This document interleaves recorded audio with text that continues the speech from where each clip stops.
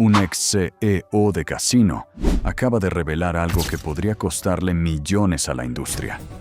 Y lo que está diciendo sobre ciertas máquinas tragamonedas cambiará por completo la forma en que ves los pisos de casino. Estas no son las máquinas que los casinos quieren que evites. Son las máquinas que los propios casinos desearían desesperadamente poder retirar. Máquina número 1. Lightning Link. Esta es la máquina que rompió el modelo de negocio del casino. Y aquí está la razón por la que los ejecutivos pierden el sueño por ella. Cuando Aristocrat lanzó Lightning Link en 2015, se convirtió en la máquina tragamonedas más rentable en la historia del casino, generando ingresos que hicieron que todos los demás juegos parecieran obsoletos. Pero según antiguos directivos de casino, crearon algo que no podían controlar. La mecánica de hold and spin, con esos jackpots progresivos, parecía brillante al principio, pero hizo algo inesperado. Creó jugadores profesionales de tragamonedas. Informes internos de múltiples operaciones de casino describen a un jugador llamado Marcus, que en realidad dejó su trabajo en 2018, pero no lo dejó para jugar tragamonedas de forma casual. La documentación sugiere que Marcus ahora rastrea los niveles progresivos de Lightning Link en 3 casinos diferentes de su región, y antiguos gerentes de sala informan que lo vieron moverse sistemáticamente entre propiedades. Espera a que otros jugadores abandonen las máquinas cuando los progresivos alcanzan umbrales específicos, y luego juega hasta que gana. Las matemáticas juegan a su favor en ciertos niveles progresivos, y él lo sabe. La máquina tiene un RTP entre 88 y 90% según datos internos, lo cual suena razonable. Pero la frecuencia de los bonos crea patrones predecibles que los jugadores informados reconocen. Ex ejecutivos describen reuniones internas donde la gerencia discutía el problema que habían creado. Un ex CEO declaró en una sesión estratégica a puerta cerrada que habían construido un monstruo que no podían controlar. La máquina generó toda una comunidad de jugadores con ventaja que entienden exactamente cuándo Lightning Link se vuelve rentable. Los equipos de vigilancia de los casinos informan que observan a los mismos individuos día tras día, y no son jugadores problemáticos persiguiendo pérdidas. Son jugadores calculadores, con hojas de cálculo y estrategias. Lo que realmente hace que los casinos se arrepientan de Lightning Link no es que no sea rentable, todavía genera enormes ingresos. El arrepentimiento proviene de haber creado una máquina tan atractiva y tan matemáticamente transparente que educó a toda una generación de jugadores sobre la mecánica progresiva y las estrategias óptimas de juego. Y si crees que los jugadores con ventaja son problemáticos para las operaciones del casino, la máquina número 2 toma exactamente ese mismo problema y lo amplifica en toda la industria. Máquina número 2. Dragon Link. Es la hermana de Lightning Link y, según fuentes internas de la industria, representa un error estratégico aún mayor. Dragon Link utiliza la misma mecánica progresiva de hold and spin que hizo exitosa a Lightning Link. Pero esto es lo que ocurrió y que los ejecutivos de casino lamentan profundamente. Aristocrat licenció variaciones de esta mecánica de hold and spin a competidores, y de repente la ventaja propietaria que habían creado se convirtió en un estándar de la industria. Perdieron el control de mercado sobre su propia innovación. La documentación de 2019 incluye un memorando interno de un gerente regional de operaciones en Atlantic City, describiendo lo que el personal de sala comenzó a llamar el problema de los buitres. Estos son jugadores que apuntan específicamente a las máquinas Dragon Link y Lightning Link, pero solo cuando los progresivos alcanzan ciertos niveles. No juegan al azar, calculan. La mecánica de activación del jackpot mayor y las estructuras progresivas crearon algo que los casinos nunca pretendieron, de un sistema que se puede aprender. Antiguos directores de tragamonedas informan sobre una jugadora llamada Patricia que gana aproximadamente $40,000 al año. Y todos sus ingresos provienen de lo que los jugadores con ventaja llaman vulturar, los progresivos de Dragon y Lightning Link. Ya no trabaja en un empleo tradicional, trabaja en los pisos de casino, con la precisión de alguien que entiende exactamente lo que está haciendo. La gerencia del casino enfrenta una situación imposible con estas máquinas. La demanda de los jugadores hace que retirarlas sea financieramente devastador, pero mantenerlas permite enfoques sistemáticos que las matemáticas tradicionales de las tragamonedas nunca permitieron. Las máquinas generan ingresos, pero también generan jugadores informados que enseñan a otros. Ex empleados de casino describen ver a los mismos grupos de personas ganar consistentemente. Y las grabaciones de vigilancia muestran a jugadores usando teléfonos para rastrear niveles progresivos en múltiples máquinas simultáneamente. Lo que estas máquinas le hicieron a la industria del casino va más allá de simples preocupaciones de rentabilidad. Crearon transparencia en un modelo de negocio que históricamente dependía de la opacidad matemática. Y esperan escuchar sobre la máquina número 3, porque esa creó problemas tan graves que un casino la retiró del piso en menos de 48 horas. Máquina número 3. Mega Meltdown. Esta es la máquina que se convirtió en la peor pesadilla de IGT. Y aquí está la historia de las 48 horas, que explica por qué los ejecutivos de casino todavía la discuten en reuniones de gestión de riesgos. Cuando IGT lanzó Mega Meltdown en 2016 como parte de su línea progresiva, las máquinas se instalaron en propiedades de todo el país con procedimientos estándar. Pero según antiguos líderes de operaciones, en pocos meses comenzaron a recibir informes de que algo estaba catastróficamente mal con el software del contador progresivo. Un casino de Las Vegas, en marzo de 2017, experimentó lo que los documentos internos describen como un desastre a nivel de código. Una jugadora se sentó en Mega Meltdown un sábado por la noche, y después de aproximadamente 40 minutos de juego, la pantalla progresiva mostró un jackpot de $2,8 millones. Las grabaciones de seguridad muestran la reacción de la jugadora. Pura celebración. Llamó a familiares, tomó fotos, contactó amigos. Según el informe del incidente, la seguridad del casino llegó en minutos, y así fue entonces cuando la gerencia descubrió que la máquina había fallado. El jackpot progresivo real era de $73,000. La pantalla que mostraba casi 3 millones era un error de software. Lo que siguió representa la peor pesadilla de cualquier operador de casino. La jugadora ya había dicho a su empleador que renunciaba. Había publicado en redes sociales. Había hecho planes basados en el dinero que creía haber ganado. El ex asesor legal describe la demanda, que siguió como devastadora. Pero el acuerdo financiero fue solo parte del daño.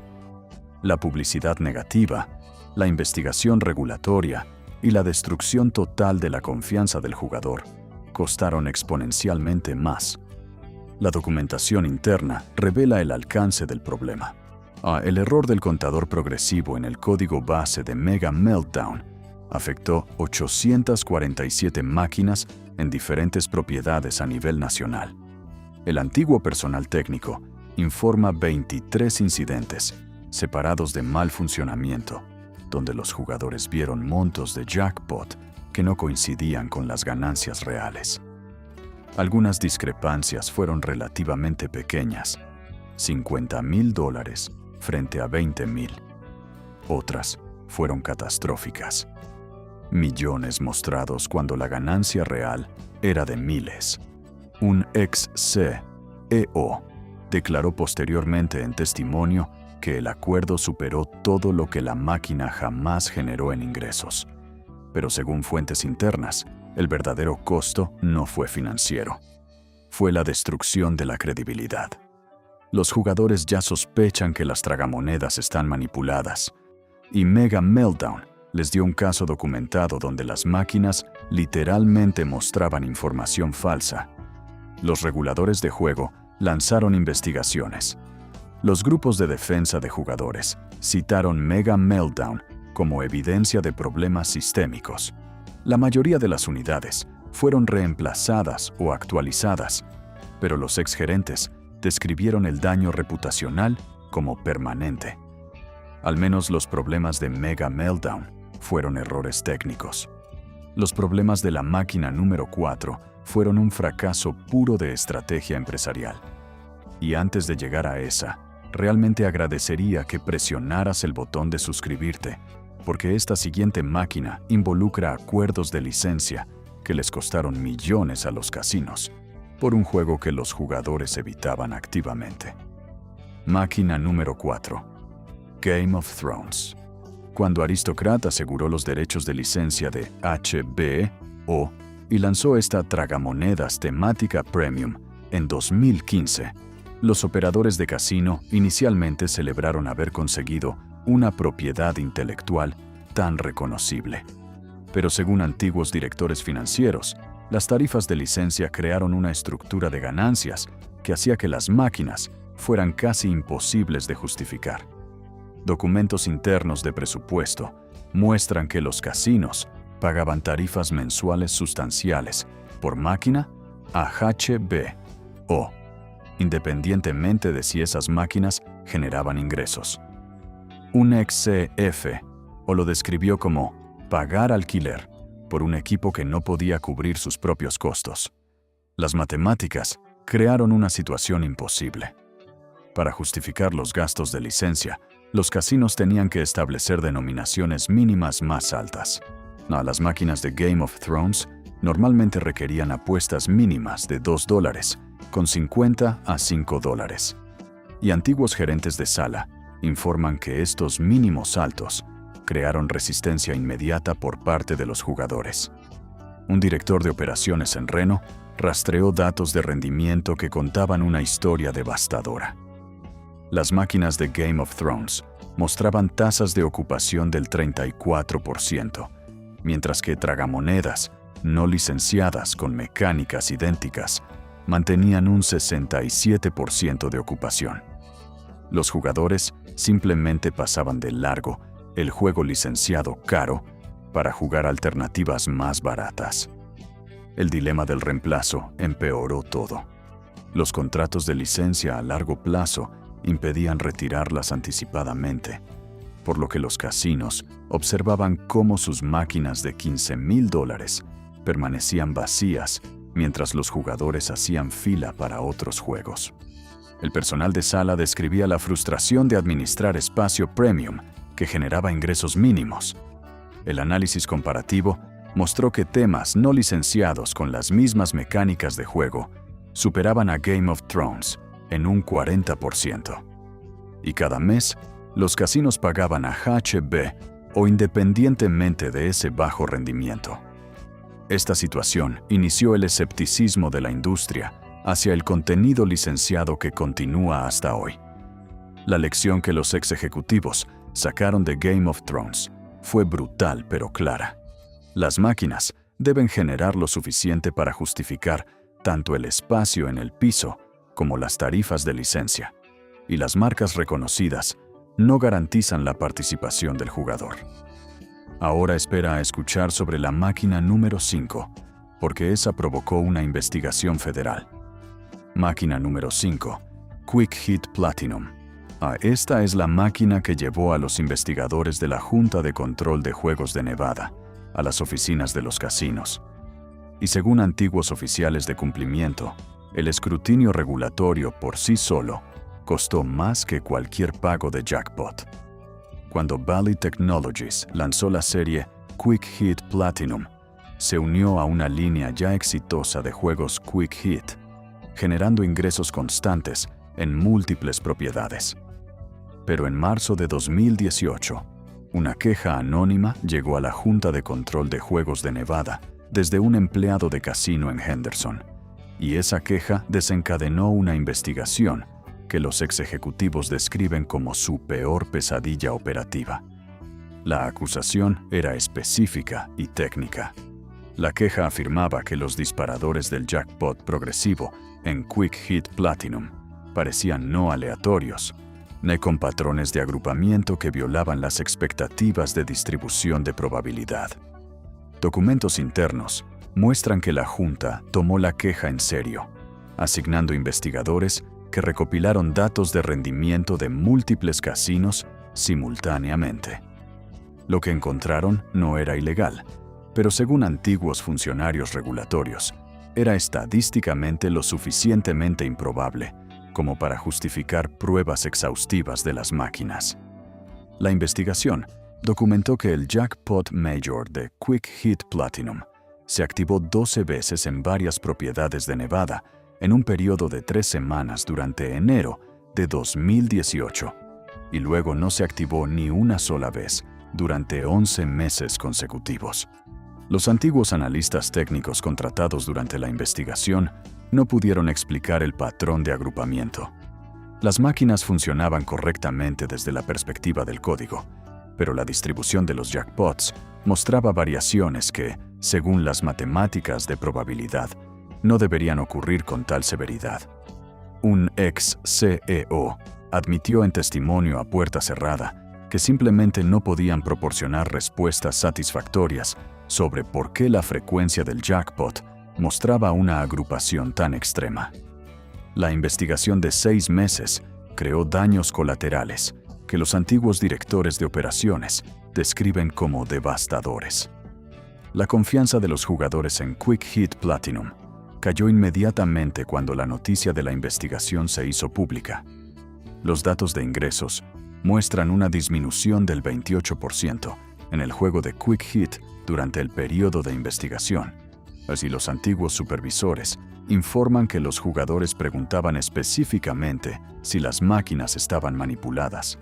La Junta de Control finalmente absolvió a las máquinas, encontrando que no había evidencia de manipulación o fraude, pero según fuentes internas, el daño fue permanente. Los Quick Hit Platinum permanecen en los pisos de casino hoy, pero los antiguos analistas de ingresos informan que nunca recuperaron sus niveles de rendimiento previos a la investigación.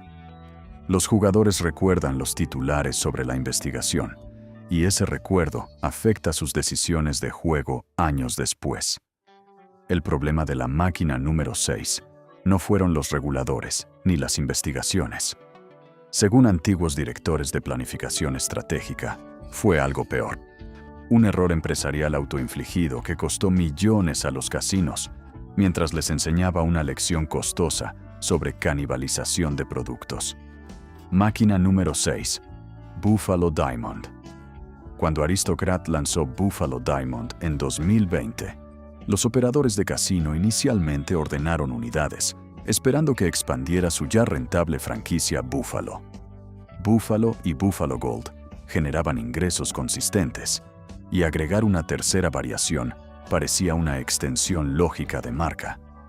Pero según antiguos directores de operaciones, Buffalo Diamond creó lo que los analistas de negocios llaman canibalización, y los informes financieros internos muestran que costó a los casinos sustancialmente más que el precio de compra de $12,000 por unidad. El problema surgió en pocos meses tras la instalación. A Buffalo Diamond no atrajo nuevos jugadores a la marca Buffalo. En cambio, dividió la base existente de jugadores Buffalo entre más máquinas.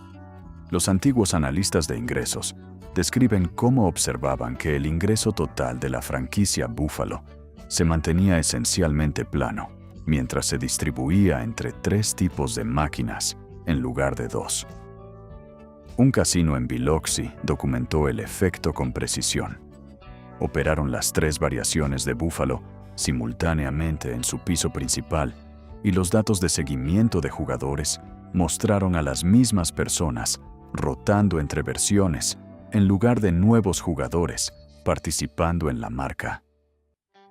Una jugadora habitual llamada Janet fue citada en informes internos, diciendo que, a pesar de las diferencias superficiales, es fundamentalmente el mismo juego con gráficos distintos.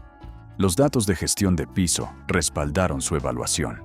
3 máquinas, Buffalo, operando al 60% de capacidad, generaban menos ingresos totales que una máquina Buffalo al 90%, pero las tres consumían 3 veces más espacio.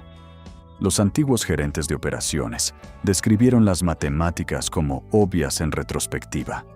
Habían pagado $12,000 por unidad para competir contra sus propios juegos exitosos. El error empresarial fue más allá de la simple canibalización.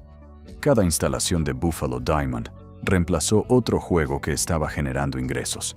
Los antiguos planificadores de casino informan que el análisis de costo de oportunidad mostró que habían eliminado variedad rentable para instalar variaciones redundantes de contenido existente.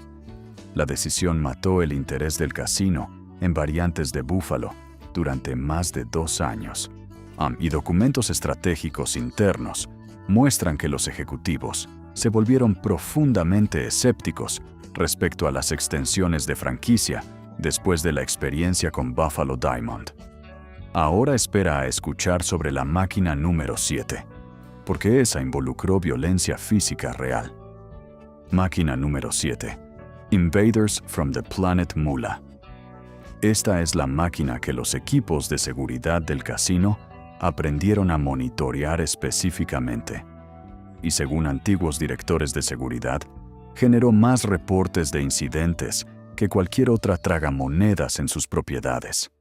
Cuando WMS Gaming, posteriormente adquirida por Scientific Games, lanzó esta tragamonedas temática de extraterrestres en 2013, la mecánica de rodillos en cascada parecía innovadora y entretenida.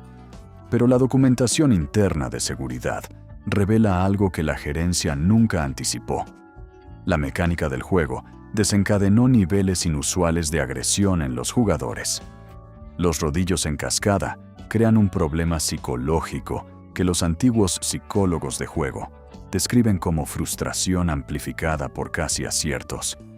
Las tragamonedas tradicionales ocultan los casi aciertos en los cálculos de RNGE que los jugadores nunca ven. Invaders from the Planet Moolah hace que los casi aciertos sean visualmente explícitos. Los símbolos caen en cascada, aterrizan en posiciones casi ganadoras y luego no completan la combinación, mientras los jugadores observan cada paso del casi triunfo desarrollarse y colapsar. Los antiguos analistas de tragamonedas informan que el juego crea de 4 a 5 veces más escenarios visibles de casi acierto por hora que las tragamonedas tradicionales, y cada casi acierto visible acumula frustración en el jugador. Los informes de incidentes de seguridad de múltiples propiedades entre 2014 y 2016 documentan 34 casos separados de agresión de jugadores específicamente asociados con Invaders from the Planet Moolah. El incidente más documentado ocurrió en Harrah's Cherokee, en Carolina del Norte, donde las cámaras muestran a un jugador experimentar una secuencia de 7 cascadas que quedó a un símbolo de activar un bono significativo y luego falló. El jugador golpeó la pantalla con suficiente fuerza como para romperla, no requiriendo atención médica por una mano fracturada, y el reemplazo de la máquina con un costo superior a $4,000. Un exdirector de seguridad declaró que recibieron más llamadas por Invaders from the Planet Moolah que por cualquier otro modelo individual de juego, y los protocolos de respuesta eventualmente incluyeron capacitación específica sobre la tendencia de la máquina a generar frustración en los jugadores. Las mecánicas técnicas explican por qué ocurrió la agresión. Cada cascada muestra a los jugadores exactamente lo que casi ganaron, y el cerebro humano procesa los casi aciertos visibles como más frustrantes que los cálculos de probabilidad ocultos. Una mujer en Reno experimentó una secuencia de cascadas similar. Golpeó la máquina por frustración, se rompió la mano y luego demandó al casino, alegando que el diseño del juego era inherentemente irritante. La demanda fue desestimada, pero el antiguo asesor legal describe el proceso de descubrimiento como revelador de una conciencia interna de que la mecánica de cascada creaba respuestas emocionales intensificadas. La gerencia del casino enfrentó un dilema inusual con Invaders from the Planet Moolah. Las máquinas generaban ingresos sólidos y mantenían tráfico constante de jugadores, pero requerían monitoreo adicional de seguridad y generaban costos de reparación que otros juegos no tenían. Los antiguos gerentes de operaciones informan que retiraron discretamente muchas unidades, a pesar de su rentabilidad, porque la sobrecarga operativa excedía el retorno financiero.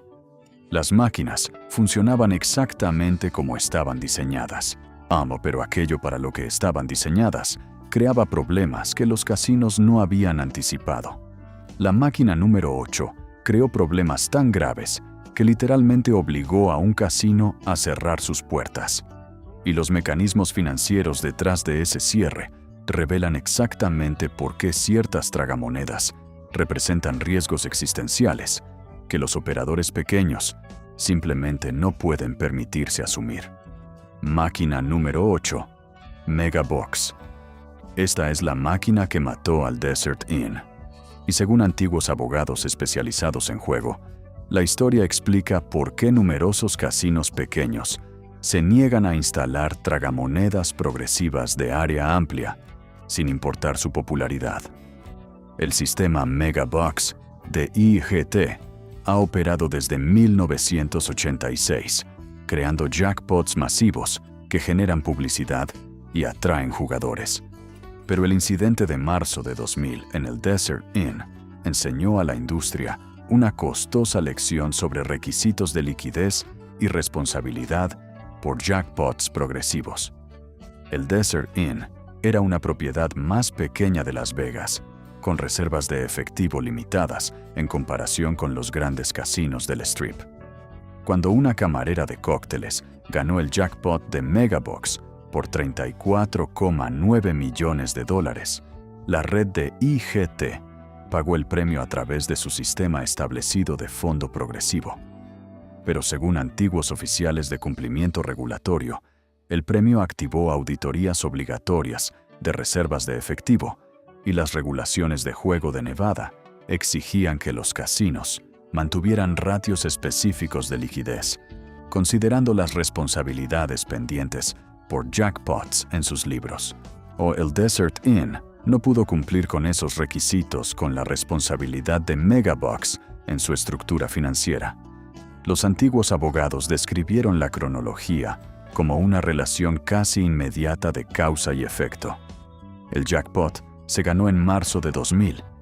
La auditoría de reservas identificó los problemas de liquidez y el Desert Inn fue vendido en diciembre de 2000.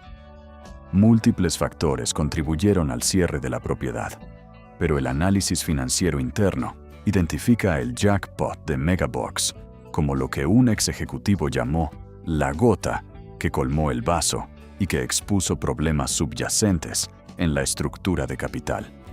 Los casinos pequeños operan con márgenes ajustados y un solo jackpot progresivo gigante puede revelar vulnerabilidades financieras que obligan a cambios operativos o incluso al cierre completo. La industria aprendió una lección específica que cambió las políticas de instalación de tragamonedas progresivas.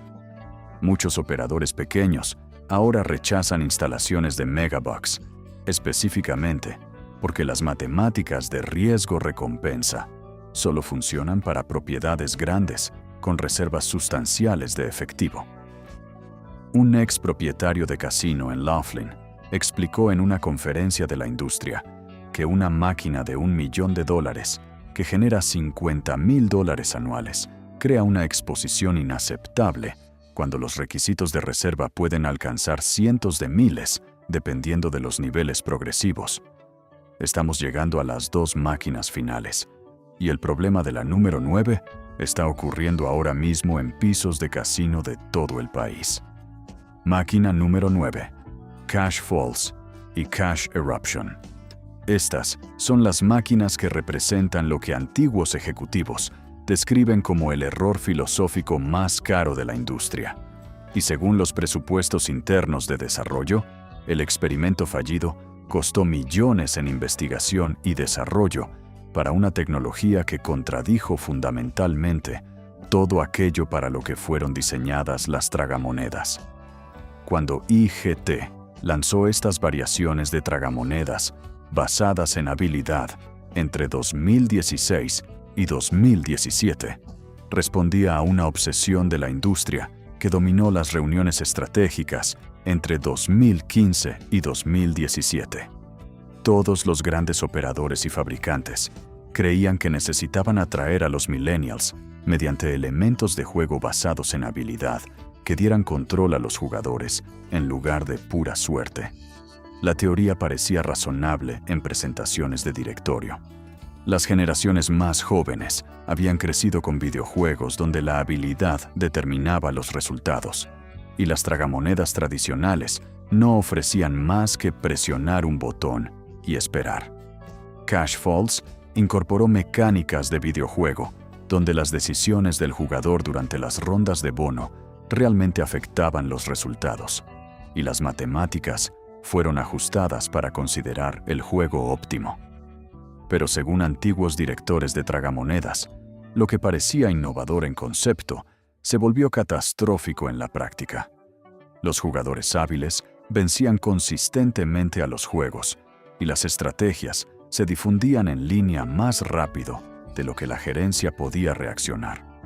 Documentación de foros de jugadores con ventaja describe a un jugador profesional de videojuegos llamado Alex, que analizó las mecánicas de Cash Falls y publicó patrones de juego óptimos que redujeron la ventaja de la casa al 1,2%.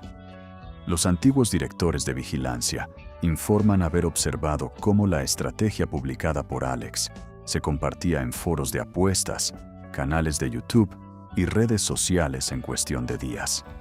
3 grandes casinos de Las Vegas retiraron sus máquinas Cash Falls dentro de los 6 meses posteriores a la instalación, cuando los datos de seguimiento mostraron que los jugadores que seguían las estrategias publicadas generaban ganancias consistentes que destruían el modelo de rentabilidad del juego.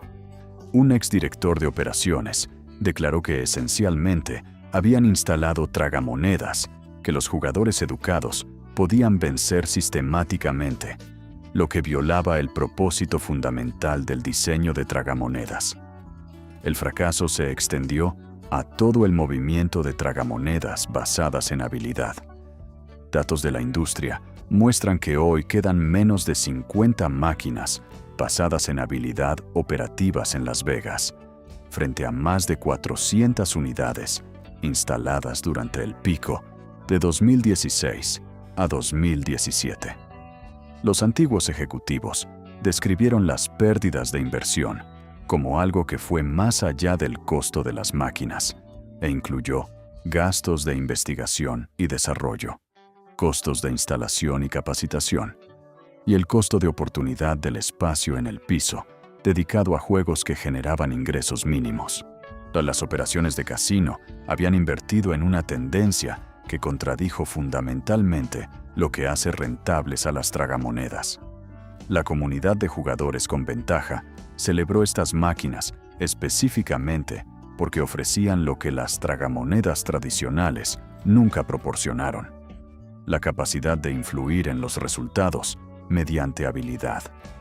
Antiguos reguladores informan que algunas jurisdicciones cuestionaron si las tragamonedas basadas en habilidad siquiera calificaban como tragamonedas bajo las leyes de juego existentes, creando complicaciones regulatorias adicionales. La industria finalmente regresó a las mecánicas tradicionales, basadas en RNGE, con innovación puramente cosmética. Y un ex CEO admitió en una publicación del sector que habían intentado resolver un problema que en realidad no existía.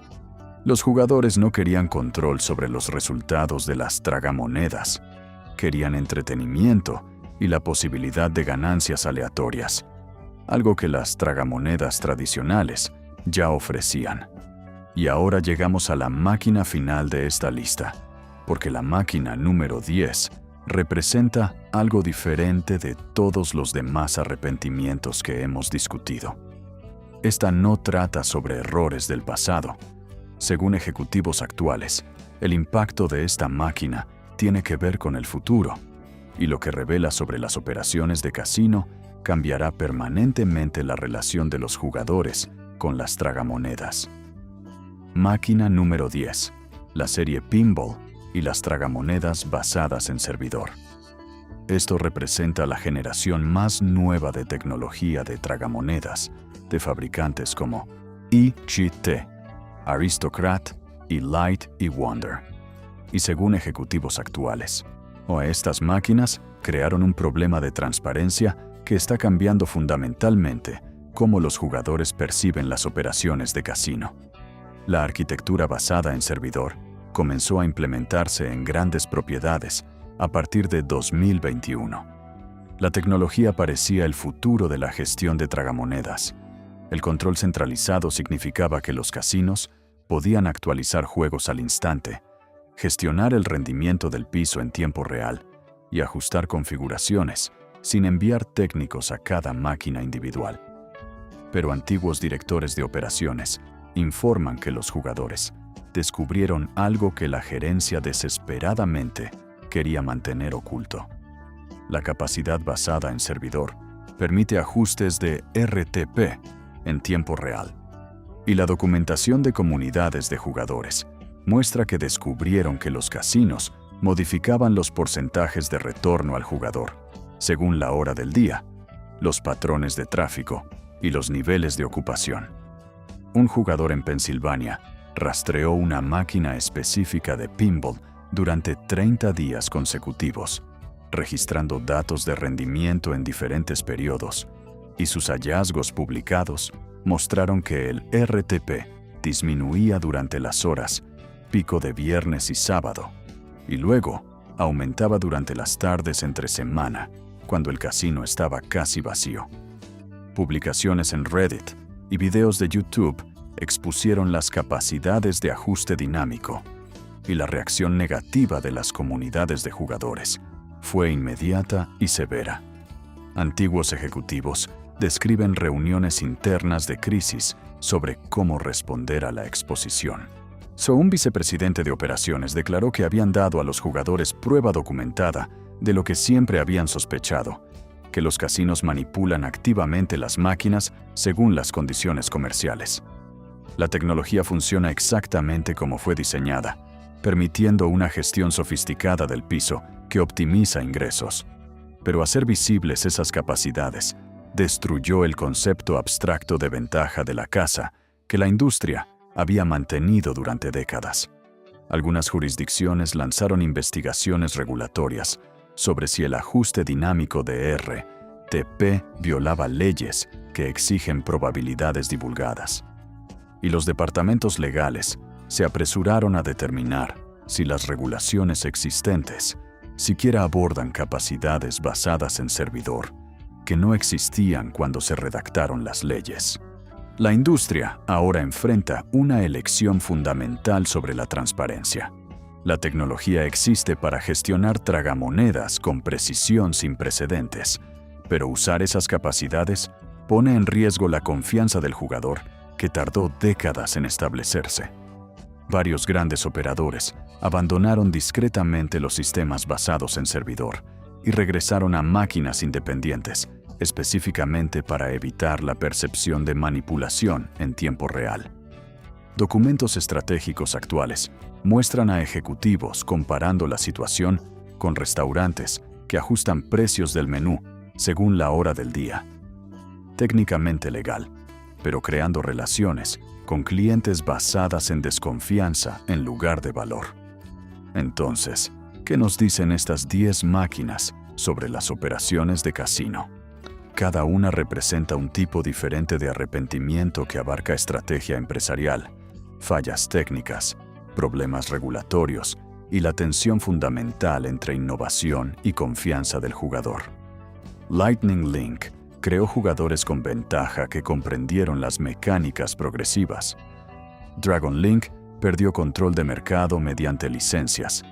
Mega Meltdown destruyó credibilidad a través de fallas de software. Game of Thrones demostró que el contenido licenciado no garantiza participación. Quick Hit Platinum mostró que una investigación regulatoria por sí sola puede destruir la viabilidad de una máquina. Buffalo Diamond demostró una costosa canibalización de producto. Invaders from the Planet Moolah reveló que las mecánicas de juego pueden provocar agresión en los jugadores. En Megabox expuso los riesgos existenciales que enfrentan los casinos pequeños con progresivos gigantes. Cash Falls demostró que los jugadores no quieren tragamonedas basadas en habilidad, y la tecnología basada en servidor dio a los jugadores prueba de manipulación dinámica. Estas no son solo historias sobre máquinas problemáticas. Según antiguos líderes de la industria, son lecciones sobre innovación, regulación, psicología del jugador y la compleja relación entre los casinos y las personas que juegan en ellos. Este es exactamente el tipo de información que se discute en reuniones estratégicas a puerta cerrada, donde los ejecutivos analizan qué salió mal y por qué.